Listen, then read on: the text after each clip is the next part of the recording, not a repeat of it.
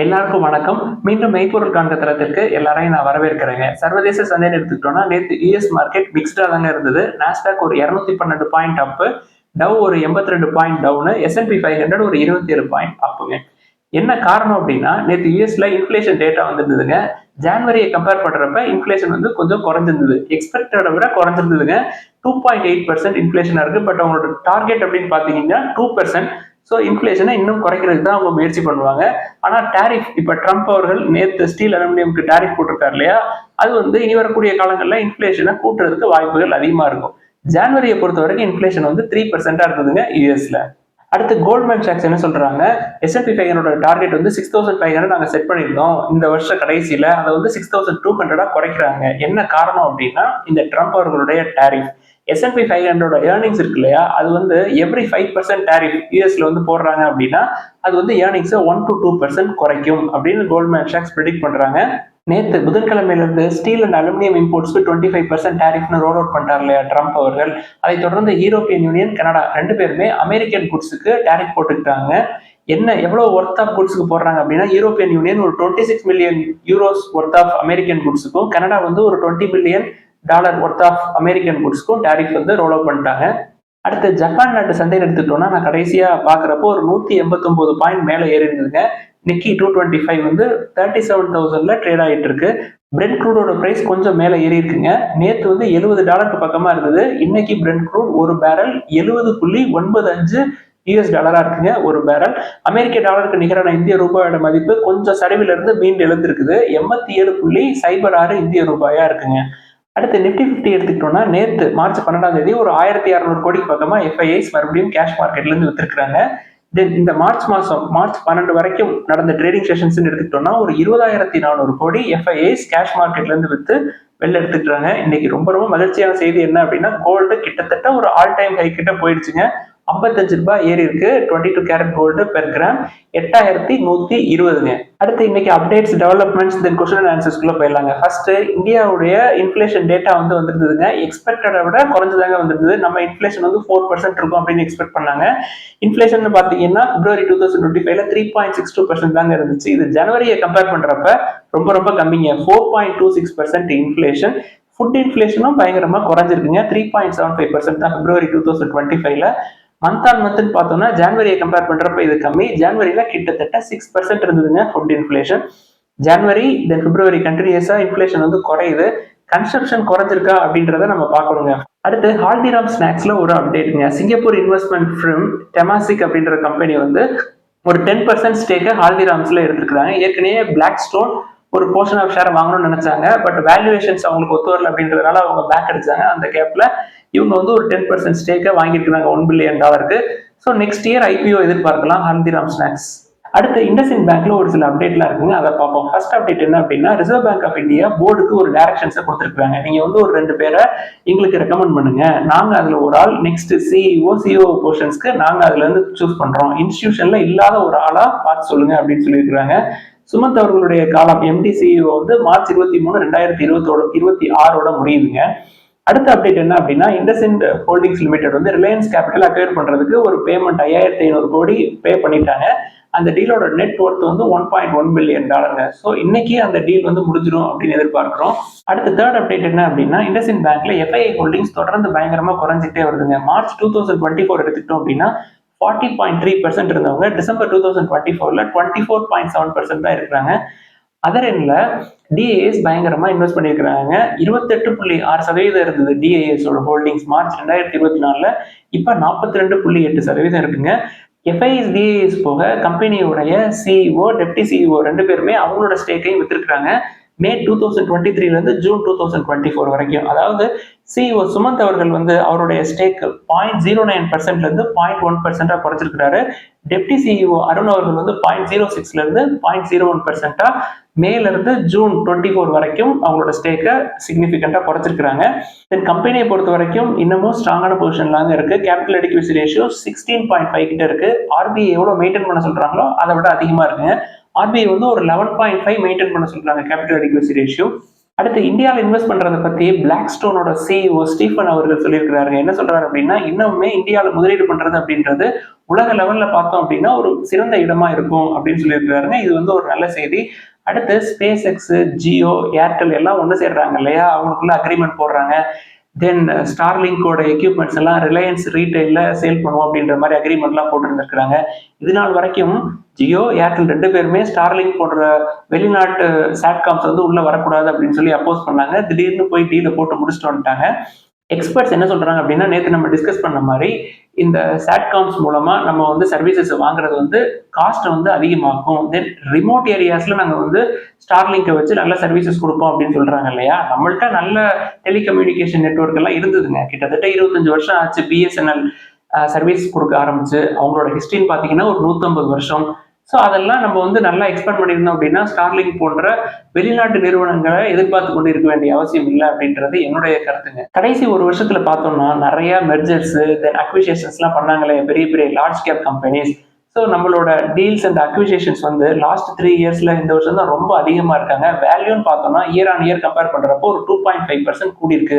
அதாவது மொத்த deal அக்விசிஷனோட value இந்த வருஷம் $18.2 பில்லியன் இருக்குங்க. இயர் ஆன் இயர்னு பார்த்தோம்னா போன வருஷம் இது வந்து 17.75 பில்லியனா இருந்திருக்கு. தென் நம்பர் ஆஃப் டீல்ஸ் எடுத்துக்கிட்டாலும் ஒரு 4.2% கூடியிருக்கு. போன வருஷத்தை கம்பேர் பண்றப்ப இந்த வருஷம் 544 570 டீல்ஸ் அண்ட் அக்விசிஷன்ஸ் வந்திருக்கிறதாக LSEG டீல்ஸ் இன்டெலிஜென்ஸ் குரூப் சொல்றாங்க. நான் லிங்கை போடுறேன், நீங்க படிச்சு பாருங்க. அடுத்து டாடா மோட்டார்ஸ்ல ஒரு அப்டேட்ங்க. டாடா மோட்டார்ஸ் இப்போ சமீபத்தில் நாங்கள் வந்து ஒரு $1 பில்லியன் ராணிப்பேட்டையில் ஒரு பிளான் போட போகிறோம் தமிழ்நாட்டில் அப்படின்னு சொன்னாங்க இல்லையா. அந்த பிளான்ட்ல இருந்து டாட்டாவோடைய நெக்ஸ்ட் ஜென்ரேஷன் கார்ஸ், தென் எஸ்யூவிஸ், தென் ஜேஎல்ஆர் எல்லாத்தையுமே நாங்கள் வந்து ரெடி பண்ணுவோம். அது போக ஜேஎல்ஆர் என்ன சொல்றாங்க, ஜேஎல்ஆரோட கார்ஸ் இருக்குல்ல, எலக்ட்ரிக் கார்ஸ் இருக்குல்ல, அதையும் வந்து நாங்கள் இந்தியாவிலே ரெடி பண்ணி உலகம் முழுக்க எக்ஸ்போர்ட் பண்ணுவோம் அப்படின்னு சொல்றாங்க. இது வந்து நம்மளுக்கு நல்ல செய்தி.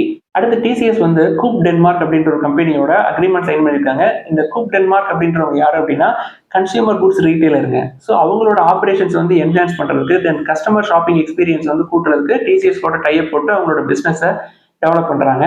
அடுத்து ஐடி செக்டார் கண்டினியூஸா கீழே விழுவும் அப்படின்னு சொல்லியிருந்தோம். நேற்று பயங்கரமா கீழே விழுந்திருந்தது. என்ன காரணம் அப்படின்னா அமெரிக்கால ரிசெஷன் ஃபியர் அப்படின்னு சொல்லியிருந்தோம் இல்லையா. ஸோ நிப்டி ஐடி பீஸ் எடுத்துக்கிட்டோம் அப்படின்னா கம்மியா விழுந்தது எது அப்படின்னா விப்ரோ 17.5%, தென் tech Mahindra 20%, Infosys 21%, HCL 24%, TCS 24%, Persistent 24%, Coforge 26%, LTTS 26%, then Mphasis 31%, then Mindtree 33%. So ஆவரேஜாக பார்த்தோம்னா நிஃப்டி ஐடி பேஸ் 21% அப்படின்றது பேர் மார்க்கெட்டுக்குள்ள உள்ள போயிடுச்சுங்க. நம்மளுக்கு வந்து ஐடி கன்சிடர் பண்றதுக்கு வாய்ப்புகள் வந்துகிட்டு இருக்கு. நல்லா பிரகாசமா இருக்க வாய்ப்பு. பொறுமையா இருந்து நம்மளுக்கு எது பிடிச்சிருக்கோ, வேல்யூவேஷன்ஸை கம்மியா வாங்கணும் அப்படின்றது எதுக்கு இப்போ சொல்றோம்னு நல்லா புரிஞ்சிருக்கும்னு நினைக்கிறேங்க. ஹையர் வேல்யூவேஷன்ஸ்ல இருக்கிற எம்ஃபேசிஸ், மைண்ட்ட்ரீ, தென் கோஃபோர்ஜ் இது எல்லாமே 25% கீழே விழுந்திருக்கு அப்படின்றத பார்த்தோம். கம்மியான வேல்யூவேஷன்ஸ் இருக்கிற விப்ரோ 17% தான் கீழே வந்திருக்கு. இதனால தாங்க வந்து வேல்யூவேஷன்ஸ் கம்மியா இருக்கிற மாதிரி வாங்க அப்படின்னு சொல்றோம். விப்ரோ இன்னும் வேல்யூவேஷன்ஸ் 20 கீழே வரட்டுங்க, அதுக்கப்புறம் நம்ம அக்ரெசிவா நம்ம வந்து உள்ள போகலாம். அடுத்து பாண்ட் இன்வெஸ்ட்மெண்ட்ல இன்னொரு ஆப்பர்ச்சுனிட்டி கிடைச்சிருக்குங்க. நிடோ ஹோம் ஃபினான்ஸ் லிமிடெட் அப்படின்ட்டு ஒரு கம்பெனி, ஃபார்மலி எடுலஸ் ஹோம் ஃபினான்ஸ், அவங்க தாங்க இவங்க. இதுல வந்து இன்வெஸ்ட் பண்றதுக்கு மினிமம் அமௌண்ட் வந்து 10,000. இதுல கூப்பன் ரேட்னு பாத்தீங்கன்னா 10.5% குமுலேட்டிவா. நீங்க ஆனுவலின்னு கொடுத்தீங்கன்னா மேக்ஸிமம் உங்களுக்கு 10% வரைக்கும் கிடைக்கும்.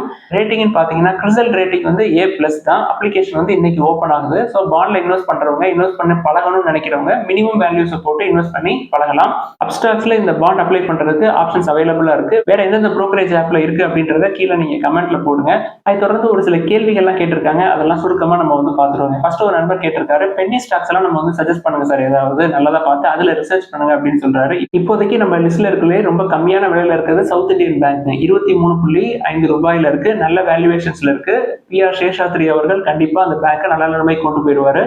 ஒரு வருஷத்துக்கு 1000 கோடி ரூபாய் ப்ராஃபிட் பண்ற அளவுக்கு டெவலப் ஆகி வந்திருக்காங்க. 100 கோடி ரூபாய் ப்ராஃபிட் பண்ணிட்டு இருந்த ஒரு கம்பெனியை ஒரு 4 or 5 இயர்ஸ்ல இப்போ ஒரு 1000 கோடி ரூபாய் வரைக்கும் ப்ராஃபிட் பண்ற அளவுக்கு வங்கி வந்து வளர்ந்துருக்கு. பிரைஸ் டு புக் இப்பயும் நல்லா இருக்கு, PE நல்லா இருக்கு. ஸோ அதை நம்ம இப்போதைக்கு கன்சிடர் பண்ணலாம். அடுத்து ACC, அம்புஜா சிமெண்ட், இது ரெண்டை பத்தி கேட்டிருக்காங்க. ACCயோட வேல்யூவேஷன்ஸ் எல்லாமே நல்லா இருக்குங்க. பிரைஸ் டு ஏர்னிங்ஸ் 13ல இருக்கு, டெட் டு ஈக்விட்டி கிடையாது, பிரைஸ் டு புக் 2ல இருக்கு. FIIs ஆனா தொடர்ந்து வித்துக்கிட்டே இருக்காங்க. 1 இயர்ல 22% விழுந்திருக்கு. தென் அம்புஜா சிமெண்ட்ஸ் எடுத்துக்கிட்டீங்கன்னா வேல்யூவேஷன்ஸ் அதிகமா இருக்கு, டெட் டு ஈக்விட்டி கிடையாது. ரெண்டு கம்பெனியை பொறுத்த வரைக்கும், அதாவது ACC தென் அம்புஜா சிமெண்ட் ரெண்டு பேருமே வந்து நம்மளுக்கு ப்ரொமோட்டர்ஸ் நம்மளுக்கு சரி வர மாட்டாங்க. அதனால நான் வந்து அந்த சைட் போக மாட்டேன். உங்களுக்கு சிமெண்ட் இண்டஸ்ட்ரீஸ்குள்ள போகணும் அப்படின்னா நீங்க வந்து ராம்கோ இண்டஸ்ட்ரி சொல்லியிருக்கோம். கம்பெனி சின்னதா இருந்தாலும் நல்ல வேல்யூவேஷன் இருக்கிற ப்ரொமோட்டர்ஸ் யாரு என்ன நல்லா தெரிஞ்ச ராம்கோ இண்டஸ்ட்ரீஸ் எவ்வளவு தேவை அப்படின்னு தோணுதுங்க. அடுத்து ப்ரொமோட்டர் இன்டெகிரிட்டி பத்தி சொன்னீங்க சார். பட் ப்ரொமோட்டர் ஸ்டேக் வந்து ரொம்ப கம்மியா இருக்கு ஒரு சில கம்பெனிஸ்ல. எடுத்துக்காட்டா ஐடிசில 0 காட்டுது, டாக்டர் ரெட்டில 26.6% தான் இருக்கு அப்படின்னு சொல்லி கேட்குறாங்க. ஐடிசியை பொறுத்த வரைக்கும் மெஜாரிட்டி ஸ்டேக் யார் வச்சிருக்கிறா அப்படின்னா 2 பேருங்க. ஒன்று வந்து 25.5% பிரிட்டிஷ் அமெரிக்கன் டொபாக்கோ வச்சிருக்காங்க. அவங்க தான் வந்து மெஜாரிட்டி ஸ்டேக் ஹோல்டர், கம்பெனியோட ஃபர்ஸ்ட் ப்ரொமோட்டர்ஸ் அவங்க தான். அங்கிருந்து வந்தது தான் இந்த கம்பெனி 1990ஸ்ல. தென் அடுத்து எல்ஐசி ஒரு 10% பக்கமா வச்சிருக்காங்க. அது வந்து ஒரு ப்ரொஃபஷனலி மேனேஜ்டு கம்பெனி. அடுத்து டாக்டர் ரெட்டின்னு எடுத்துக்கிட்டோம்னா 26.6% தான் ஸ்டேக் இருக்கு அப்படின்னு சொல்லி கேட்டிருக்காங்க. நீங்க இண்டஸ்இண்ட் பேங்கே எடுத்துக்கோங்களேன். அசோகா ஹிந்துஜா அதாவது இண்டஸ்இண்ட் ஹோல்டிங்ஸோட பெர்சன்டேஜ் ஆஃப் ஸ்டேக் வந்து 16% தாங்க. ஸோ பெர்சன்டேஜ் ஆஃப் ஹோல்டிங் வந்து நிறைய டாடா குரூப் கம்பெனிஸே 30%லாம் இருக்குங்க. ஸோ அது நம்மளுக்கு பிரச்சனை இல்லை. நல்ல ப்ரொமோட்டர்ஸா இருந்தா போதும்.